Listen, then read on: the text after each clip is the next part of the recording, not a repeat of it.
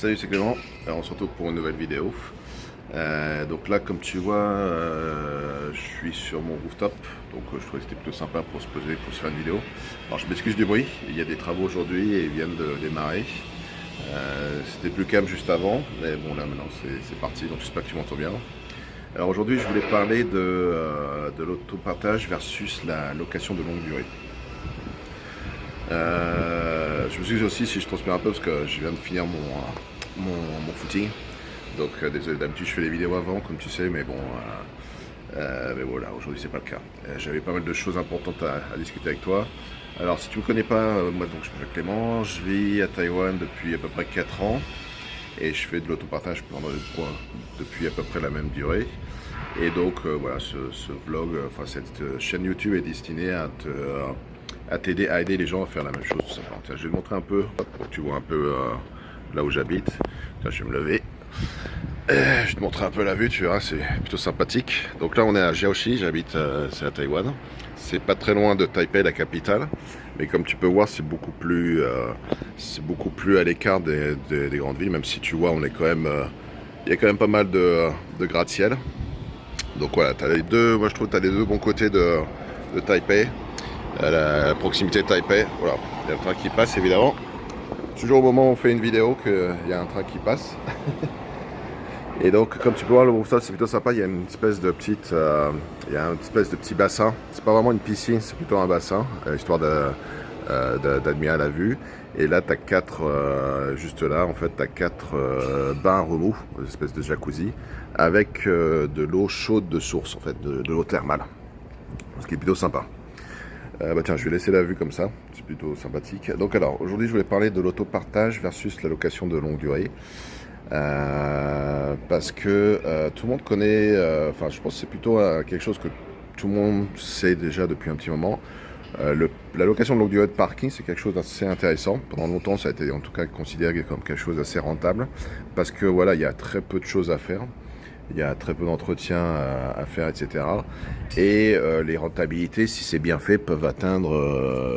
alors je sais plus, bon, ça dépend évidemment des endroits, mais ça peut atteindre quelque chose de plutôt intéressant, de l'ordre de 10% ou quelque chose comme ça.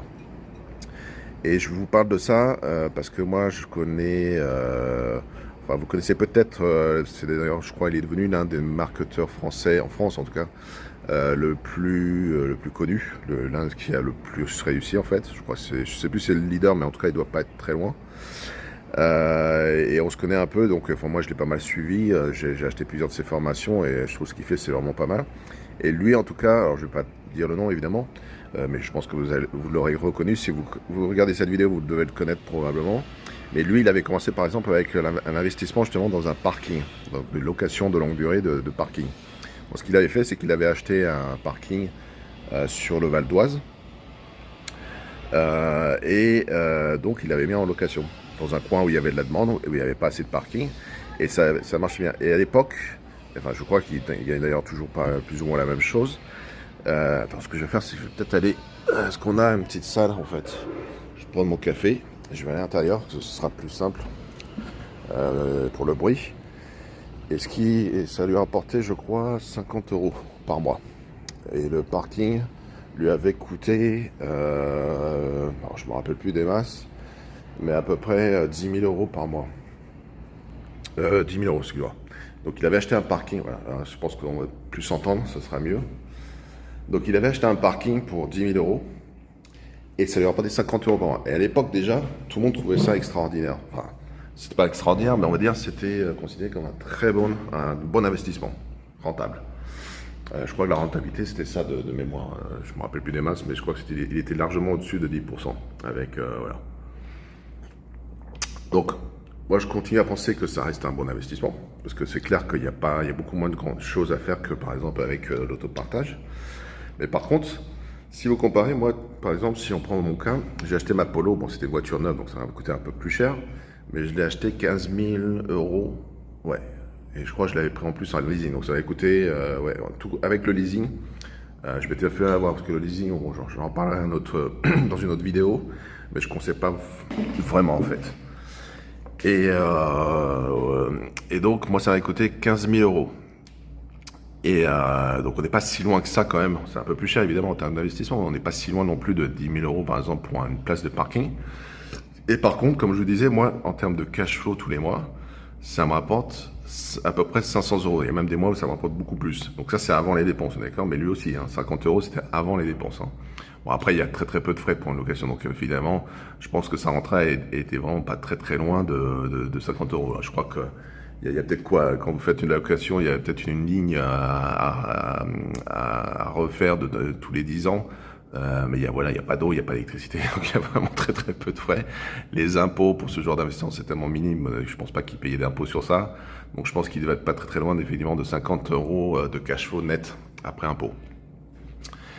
Et donc moi tous les mois par contre je dis c'est 500 euros. Donc déjà là on est 10 fois plus, on est déjà 10 fois plus élevé en termes de renta qu'une location de courte durée, de parking.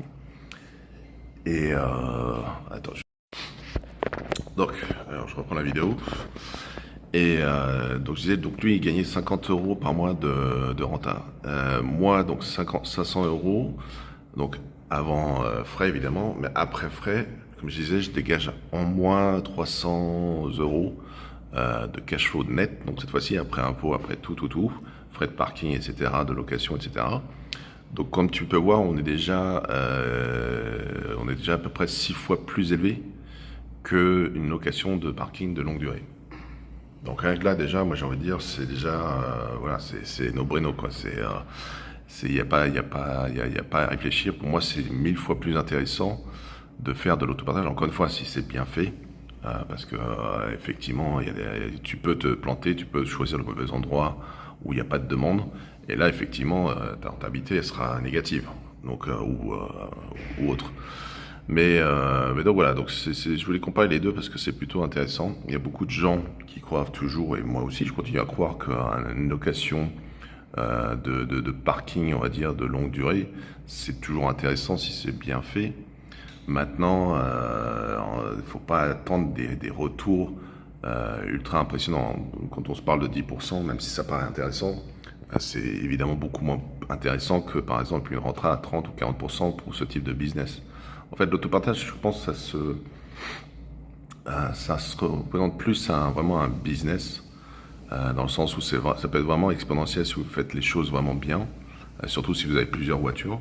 Tandis que la location de parking, en fait, même si vous avez, je sais pas combien, une vingtaine de parkings, je crois d'ailleurs il y a quelqu'un qui fait ça en France, je crois que je sais plus comment il s'appelle, mais qui est spécialisé et qui est considéré comme le plus grand investisseur dans le parking, de parking en France. Et je sais plus combien il a, mais c'est impressionnant, il a je sais plus combien de parkings. Mais malgré tout, on sent que, enfin, je crois pas qu'il gagne autant. Voilà, la renta, en fait, si vous voulez, elle va être toujours limitée à 10%.